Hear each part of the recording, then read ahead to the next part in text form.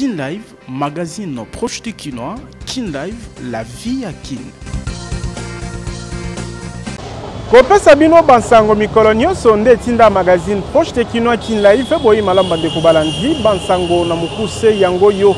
Enfin, Mboulamata de Kolo Congo démocratique PAFC M23 bazu boyokani ya yambo uta bobandi ya ba négociation mercredi 23 avril 2025 na lisungi ya Doha. Mboulamata lipe batomboki bandimi kokitisa mandoki communiqué conjoint ezalaki signé na biteni nyonso mibale malengelami ya politique salariale ya sikapo na basali ya l'État na Ekolo Congo démocratique Félix Tshisekedi Aibi na kopesa nzela jeudi oyo pona bobandi ya misala ya Conseil national du travail wapi atalisi ete alingi politique salariale ezala équitable pe juste 20 ans ya boloko pe arrestation immédiate ya Matata Ponyo Mapon na bako accusé na ye ezali etumbu ministère public asengi pona premier ministre ya kala Christo Globler pe Deogracias Mutombo. 24 avril 1990, 24 avril 2025, 35 ans ekoki uta Maréchal Mobutu a salaki déclaration ya bosukisi parti unique pe bokoti ya multipartisme na Ekolo Congo démocratique. Simako contrôle ville ya Kinshasa Ekolo RDC Afrique pe mokili toyaka liboso na bino pona otalisa manso tokutana kinango idéonce à la terre. Moko na moko aiba beaucoup de masoro de tolobi Kin Live magazine proche de Kinois. Kin Live magazine proche de Kinois. Kin Live la vie à Kin. Ba papa ba mama bana ya Congo mbote bipai binso bozuli baku ya kolanda bansango na lokota lingala na nzela ya Kin Live édition ya lelo ekofungwa na bansango oyo. Enfin, Mboulamata de Kolo Congo démocratique Pelisanga AFC M23 bazu boyokani pona mbala ya yambo uta ba négociation ebandaki na Qatar. Mboulamata di ya RDC pe ba tomboki bazu boyokani ya kokitisa mandoki pe biteni nyonso mibale ebaki kocha mikoloto na communiqué conjoint. Bajalisi ya Mboulamata de Kolo Congo démocratique pe bajalisi ya Alliance Fleuve Congo M23 basalaki déclaration conjointe mercredi 23 avril 2025 wapi batalisi ete na esprit ya compréhension mutuelle to bosolo lipe posa ya koyanola na conflit na nzela to ba moyen pacifique biteni nyonso mibale basololaki pona kimia na lisungi ya mboka Qatar. Sima ya masolo ya bosembo pe botongi bajalisi ya RDC pe ya AFC M23 bayokani kosala pona kolonga cesser le fait to kokitisa manduki oyo esengeli kopesa isika na cesser le fait définitif na boyokani yango biteni nyonso mibale ezwi mokano ya kotika bitumba mbala moko kobwakisa maloba ya koyinisa kobangisa pe basengi na ba communauté locale ya kotosa mokano oyo. Mboulamata de Kolo Congo démocratique pe AFC M23 bayokani ya kotosa mokano na bango oyo ekofungola nzela ya dialogue constructif pona bozongi ya kimia oyo koumela na Congo démocratique pe na région.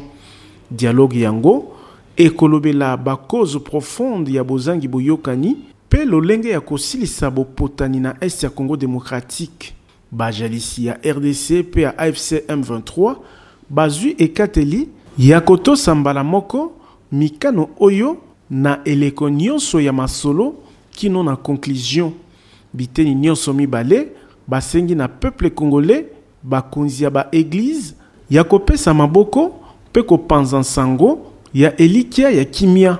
Bajalisi ya Ekolo Congo démocratique pe ya AFC M23 batondi mboka Qatar pona komi pesa na ye ya kosunga natina masolo ya kimia oyo ezali kokoba komema liboso dialogue pe ko promouvoir compréhension mutuelle ezali évolution malamu oyo bikolo ebele esepeli na yango tolobi Tiboko Yoka. Signature ya communiqué conjoint kati na Mboulamata di pe lisanga AFC M23 na ngambu ya Lamuka batalisi ete ezali nzela ekomema na masolo to dialogue. Prince Penge atalisi ete ezali motuya kosangisa ba processus nyonso misatu ya Qatar, ya Luanda pe ya Nairobi. Kasi likambu ya cessez-le-feu eyambami malamu na lingomba politique ya Lamuka elobi Prince Epenge. Communiqué conjoint oyo Félix Tshisekedi auti ko signé na gouvernement na ye na ba partenaire na ye ya AFC M23 et ali un petit pas mais dans la bonne direction. La direction il y a cessez-le-feu parce que biso na Martin Fayulu eloko ko intéressé biso mingi et ali cessez-le-feu. Batika kobeta masasi. Bana no Kivu Sud, Kivu pe Ituri. O bakimi na Uganda na Burundi na Rwanda bazonga na kati ya Goma, bazonga na kati ya Bukavu, Minova, Walikale pe ailleurs. Priorité na biso tango Lamuka to kosenga dialogue et là qui d'abord guerre et sila. Malheureusement Félix Tshisekedi a dit tout, a tout promis et n'a rien fait. Bato basi bakufi ebele. Donc makanisi c'est le fait et ali makanisi ya malamu pourvu que bakokisa yango réellement. Yesengeli après communiquer wana to kende na table ronde oyo opposition politique, opposition armée na gouvernement pe société civile to vanda autour ya baye catholique na dialogue inclusif. Oyo kosangisa ba parti prenante nyos to kota na mozindo ya makambo etindi biso na situation oyo ambala oyo sengeli maso masa mwana kisasa lulenge lumumba lobaki solution pona makambo ya Congo et que ça masisi na Genève te na Paris te na Bruxelles te na Washington te kasi na kisasa na bana ya Congo pona bana ya Congo totala nde unité ya Congo totala lulenge makila ekotika kotangana no Kivu Sud Kivu pe Ituri. C'est ça notre priorité. Et sengeli zala eloko etali ba parti nyonso poto se surveiller mais pe makoloba ma congolais aye bayango lolenge sengeli. Crise sécuritaire et humanitaire na Est le Congo démocratique, président français alingi botosi ya intégrité territoriale ya mabele ko le Congo démocratique lokola bikolo nyonso na mokili. Na émission télévisée Emmanuel Macron atalisi ete ekozala malamu bosangisi ya processus ya Luanda na ya Nairobi na ntina ya koyeba kozwa mikano ya malamu na likambo etali ndakisa ba M23 pambate esengeli na réponse politique. Il y a la situation qui se passe, d'ailleurs les deux sujets sont liés, qui depuis le milieu des années 90 est très dégradée à l'est de la RDC. Et moi je vais être très simple, je suis pour la souveraineté et l'intégrité territoriale partout. Il ne doit pas y avoir de double standard. Et on ne peut pas dire quand il s'agit de l'Ukraine, on a un problème avec les frontières internationales, et quand il s'agirait de la RDC, on accepte que des étrangers, les voisins, viennent mettre la main sur des ressources. Non. Donc le premier point, j'ai toujours été clair avec tout le monde, l'intégrité territoriale et la souveraineté des Congolais doit être respectée. Deuxième chose, il y a ensuite les tensions ethniques qui existent depuis longtemps à l'est de la RDC, des mouvements politiques qui portent une partie d'ailleurs de ces tensions ethniques avec le M23. Ceci doit être traité politiquement. Et donc nous, ce que nous voulons faire, c'est par la discussion et avec la RDC et avec le Rwanda et avec toute la sous-région, trouver un chemin pour que l'intégrité territoriale, la souveraineté, le respect des intérêts de chacun, la désescalade politique et ethnique se fasse. Et la France se positionne dans, en quelque sorte, une situation de facilitateur. Et donc on a proposé une feuille de route. Je parle en permanence avec les deux présidents. Moi, je cherche à ce que tout ça s'unifie pour la plus grande efficacité, parce qu'on a aujourd'hui une situation humanitaire qui est terrible à l'est de la RDC. Moi, je pense aux populations. Une situation de tension politique qui est très forte. Personne ne veut voir revenir des tensions ethniques dans cette région. Lancement ya politique salariale ya sika pona basali ya l'État congolais na ekolo Congo démocratique mokonzi ya mboka Félix Tshisekedi Tshilombo aibi na kopesa nzela pona bobandi misala ya Conseil national du travail wapi atalisi ete alingi politique salariale ezala équitable pe juste. Na centre financier na Gombe, milulu ya bobandi misala ya Conseil national ya travail ebi na kofungula bikuke jeudi 24 avril 2025. Organisé na vice-premier ministre ya fonction publique Jean-Pierre Liaou Ebois, milulu oyo ezali nantina ya kolenge la politique salariale ya sika pona basali ya l'État na ekolo Congo démocratique. Na maloba na ye ya kopesa nzela pona bobandi ya misala, mokonzi ya mboka Félix Tshisekedi o akambaki milulu atalisi ete alingi politique salariale ezala équitable pe juste pe alaki kolandela bokoti na misala ya réforme oyo ekobima na suka ya makita oyo. Certains ministères ou services, notamment ceux à caractère économique ou financier, disposent de ressources importantes permettant des primes et avantages généreux. D'autres, pourtant essentiels au développement national, demeurent relégués au second plan avec des moyens dérisoires. Ce déséquilibre alimente un sentiment d'injustice, démotive nos agents et nuit gravement à la qualité des services publics. Cette nouvelle politique devra impérativement garantir une rémunération juste, fondée sur les efforts fournis, les qualifications détenues et les responsabilités assumées, sans favoritisme entre institutions. Devra reposer sur une grille salariale unique, lisible et accessible à tous, prenant en compte le grade, l'ancienneté et appliquée de manière uniforme. Félix Tshisekedi akobaki kotelisa ete apesaki mitindo na Mbula Matadi na nzela ya vice-premier ministre ya fonction publique ya kolenge la politique salariale équitable pe oyo ekoumela. Esengeli lotomo kozala na rémunération juste, mbuma yaba effort, qualification pe responsabilité ya mutu na mutu kozanga favoritisme na kati ya institution. Tolobi Tiboko Yoka. Mokonzi ya mboka Félix Tshisekedi Tshilombo ayanganaki na homologue na ye ya Indonésie Prabowo Subianto na Oitali kocha na esika partenariat stratégique na ba domaine belé ndakisa na oyo etali diplomatie, développement économique, infrastructure, mine pe misusu. Ezali pona mbala ya mibale mokonzi ekolo Congo démocratique asololi na moninga na ye ya Indonésie.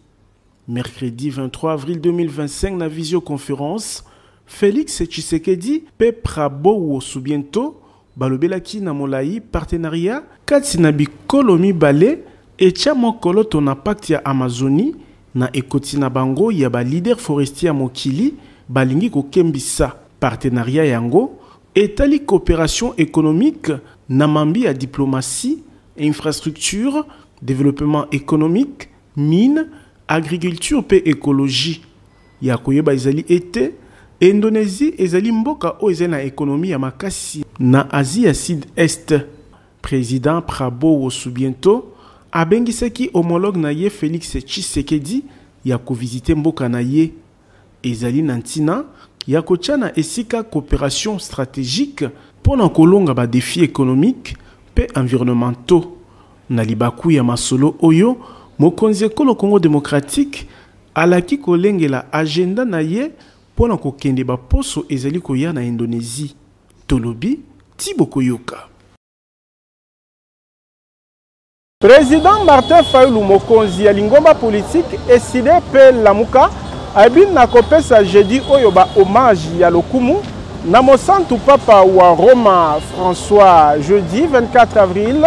Martin Fayulu azalaki na annonciature apostolique wapi atalisi ete pape François azalaki mosali na nzambe ya bokeseni pona mokili pe pona Afrika. Elongo na molongani na ye, leader ya ESID, Martin Fayulu Madidi, ayambamaki jeudi 24 avril 2025 na annonciature ya Saint-Siège na ekolo Congo démocratique. Na bokomi na ye, nonce apostolique, Monseigneur Miteja Laskovat, ayambaki couple Fayulu. Sima ya bosoli kati na ba personnalité nyonso mibale, mokonzi ya lamuka apesaki ba condoléances na ye na nonce pe na ba Kristo catholique ya mokili mobimba pe oya RDC kolandisama na kufa ya sa sainteté Pape François. Martin Fayulu akumbamaki liboso ya buku ya ba condoléances po atika nkoma na ye.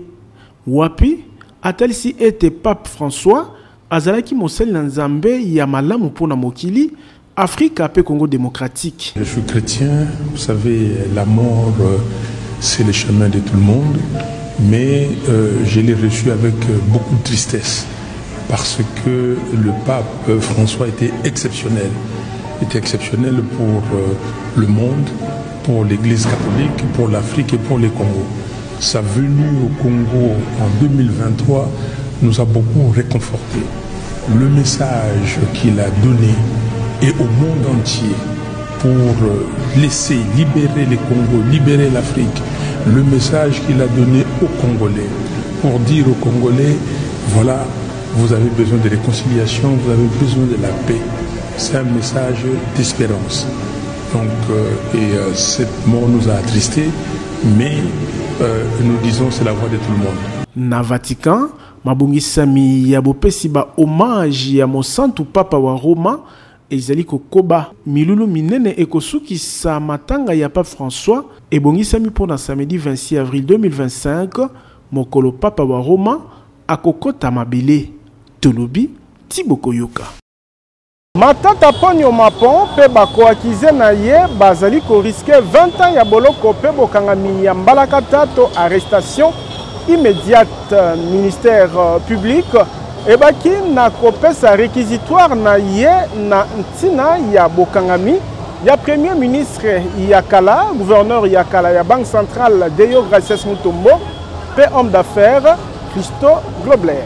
Atako bafunda mibamunisaki elongite na audience ya mercredi 23 avril cour constitutionnelle ebaki na kokoba na affaire Bukanga Lonzo na bofungwami ya procès procureur général ya Esambiselo oya likolo atalisaki ete koboya komonisa elongi na audience pe kosenga na cour levée ya immunité Matata Ponyo a méprisé to atuki cour constitutionnelle. Donc, Monsieur le Président, nous estimons pour nous que ce prévenu est en train de se moquer de la justice.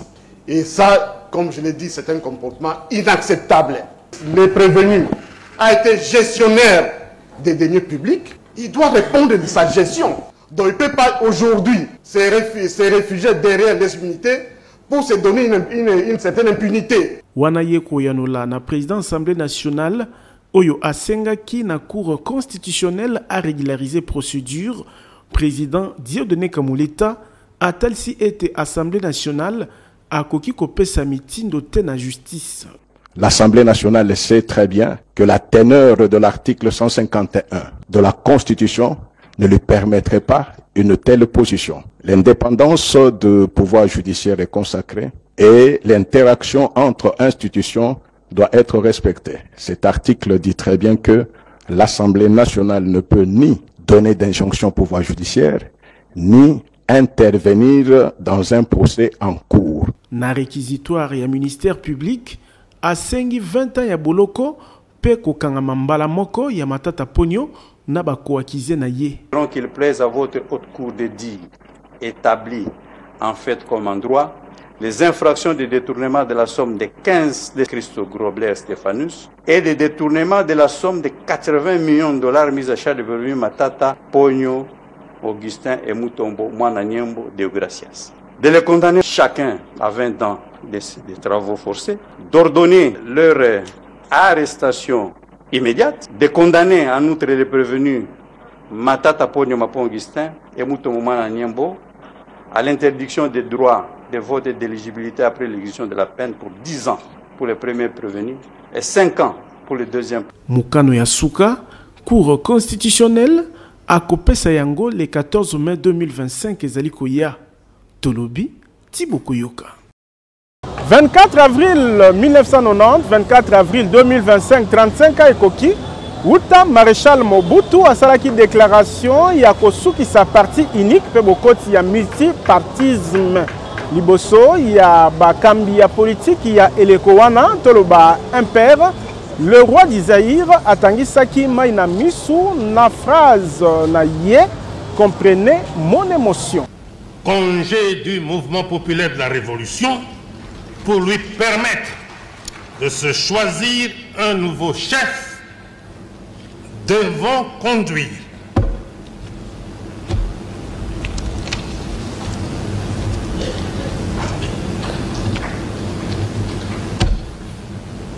compréhensible. Ayant été ainsi définis, je vous annonce que je prends ce jour congé du mouvement populaire de la Révolution pour lui permettre de se choisir un nouveau chef devant conduire les changements des structures matérielles et humaines de ce parti. Haute cour militaire aibi na kobimisa na mpwasa discours ya fin ya régime pe bokamati ya pouvoir na makasi salamaki na Bandalungwa na colonel Mensman ezalaki na audience elengelami na boloko ya mapinga na ndolo. Monsieur le président de la haute cour militaire, mon général. Bobimi na mpwasa ya discours etalisaki suka ya régime Tshisekedi pe bokamati na makasi ya bokonzi et salemaki na colonel Mensman, rapporteur ya collège ya officier ya FARDC oyo sembo ezali kolandela pona complot na ntina ya kobebisa bokonzi oyo ekota na botosi ya mibeko et salemaki na audience elengelamaki na haute cour militaire oyo ezalaki na chambre foraine na boloko ya ndolo. Composition ya tribunal bakangami ba avocat na mukuse bato nyonso bazalaki na procès balandaki discours oyo litenge esalemaki na yoko ya ba hôtel na commune ya Bandalungwa.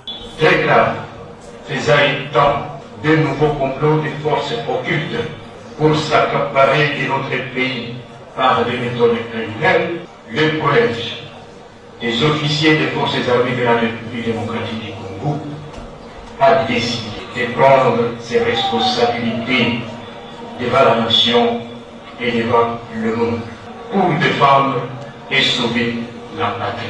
Le déluge qui se gouverne sur notre pays actuellement est le résultat d'un accord obscur entre Joseph Kabila Kabange et Félix Tshisekedi Tshilombo sous les auspices des prédateurs aussi bien internes qu'externes.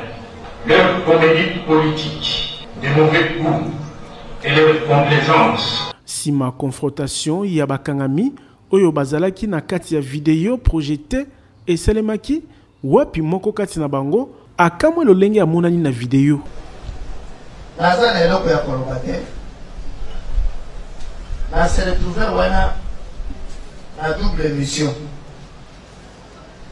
Mission yambo naya nazwa mutuka pona okende nango na garage et puis osenga ye mwa eloko muke postock na ngai esilaki. 2. ezalaki surprise pona ngai ndenge mpe bato pour la première fois bayoki yango. Bakangami 40 mokoka bazali kosambisama na haute cour militaire na likambo oyo kati na bango général de brigade Erickson Iyenge Bakati ya garde républicaine oyo pona ministère public yende mokonzi ya lisanga oyo tolobi Tiboko Yoka. Mbulamata de Kolo Congo démocratique asengeli na lombangu kopesa maboko na ba réfugiés congolais bazwami na Burundi kotala bakokoso bazali na yango na lolenge na bango ya kobika pe ba risque ya kozwa babokono mbela ezali ya ba député médecin na mokonzi Mbulamata di Judith Suminwa Tuluka.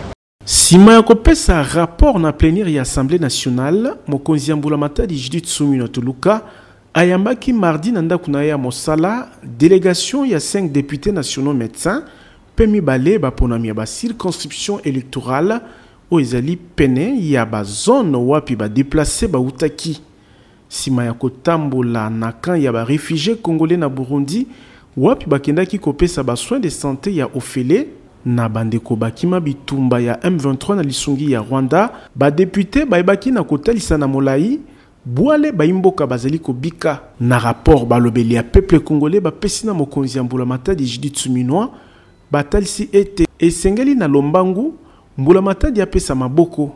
Nous sommes venus donner notre rapport et notre mémo parce que nous venons d'une mission humanitaire au Burundi.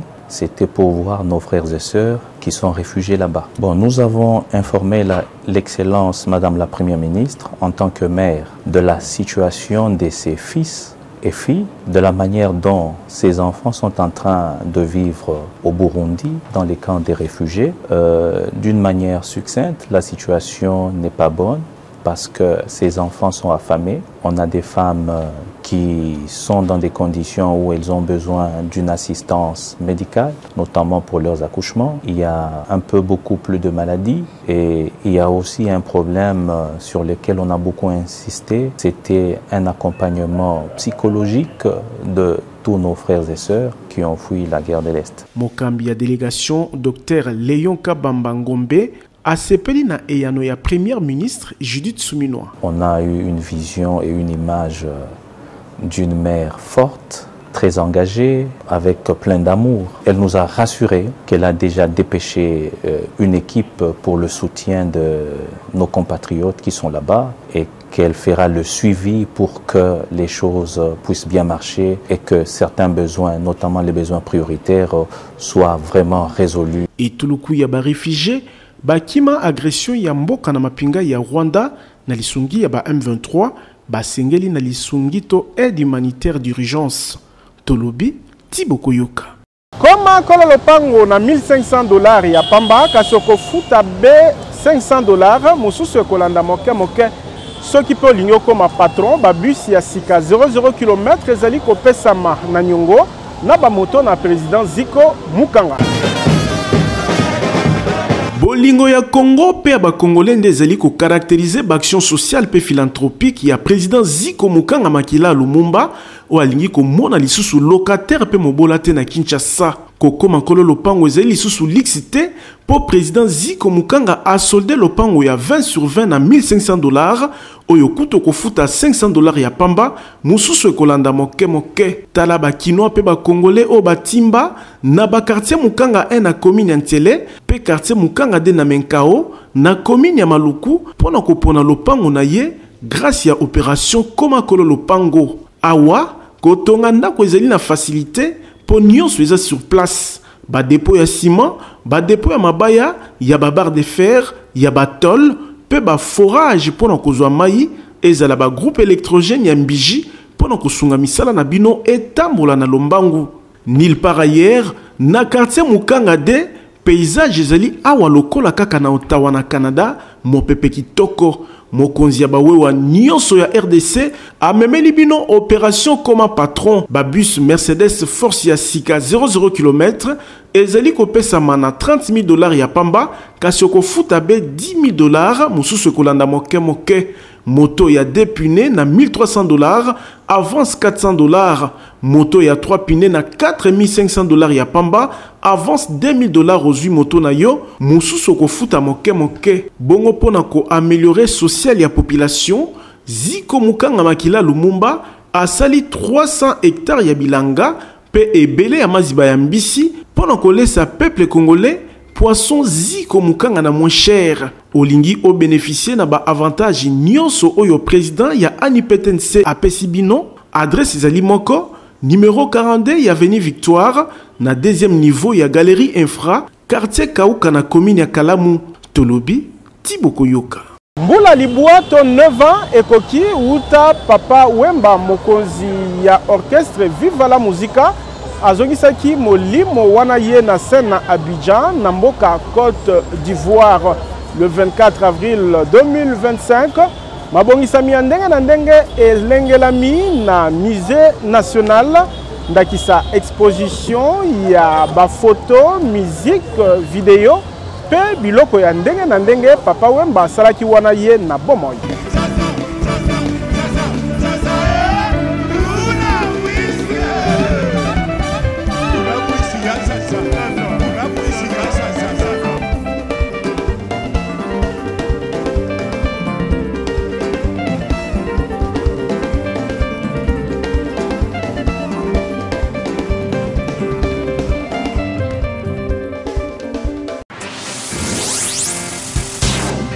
Kin Live, magazine proche du Kinois.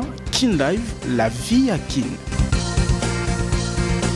Étudiant bazui nzela ya pete pona kotanga na mikili ya poto na bokasi agence de voyage Tour du monde de service ezali ko faciliter ba inscription pe visa d'études na Europe mobimba.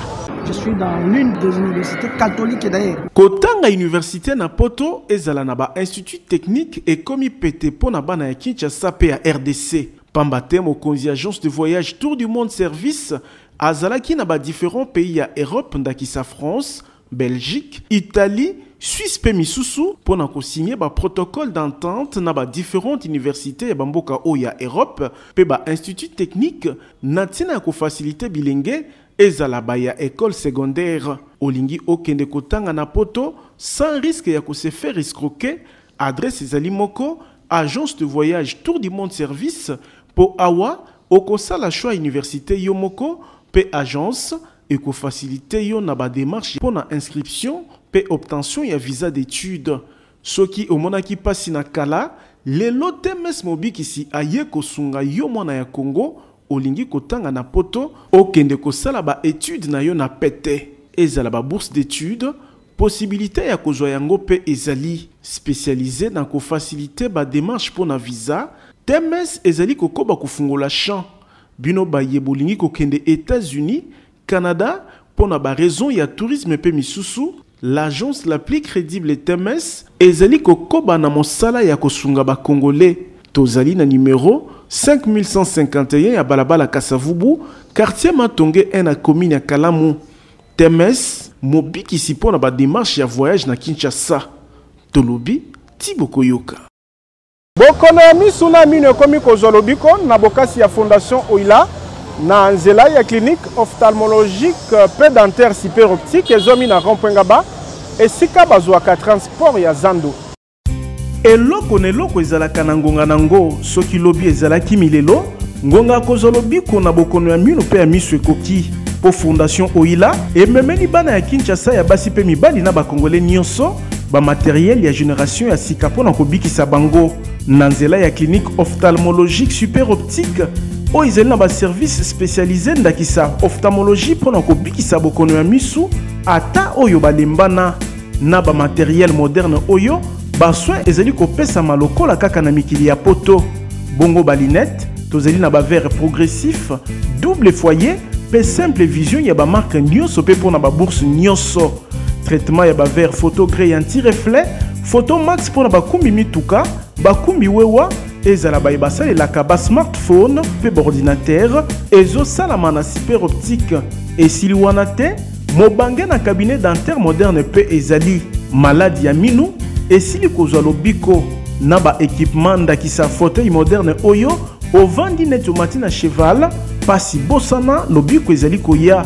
chirurgie dentaire ya ba sorte nyonso ezali kosalama minu ekatana osekaka lisusu te awa minu ezali kozonga mobimba pamba te ba prothèse ya ba forme nyonso ezali kosalama soki minu ekoma salite super optique ezali kosukola pe blanchisserie dentaire ezali minu ezonga kongala lokola mapata radiologie dentaire pe ezali nyonso na prix ya bana mboka adresse tozali na Rompwengaba en face ya station Kobile esika bazwaka transport ya Zando maladi na yo ezwi lobiko tolobi Tiboko Yoka.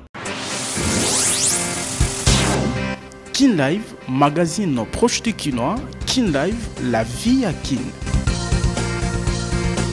Magazine Kin Live lelo esuki awa tozalaki na sengo ko présenter bino ango pe totondi bino pona fidélité totombeli mbotama elamu na président Ziko Mukanga Makila Lumumba o azali ko souffler na bougie moko de plus na bomo ina ye l'homme social pe mosungi ya bato Ziko Mukanga magazine Kin Live etombeli yo mbotama elamu totombeli pe mbotama elamu na bobo wa Zolwa o azali ko souffler na bougie moko de plus na bomo ina ye Kin Live etombeli yo mbotama elamu bobo wa Zolwa botikala na kimia sima kamera ezalaki Fabrice Bengo.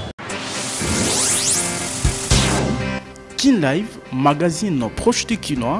Kin Live, la vie à Kin.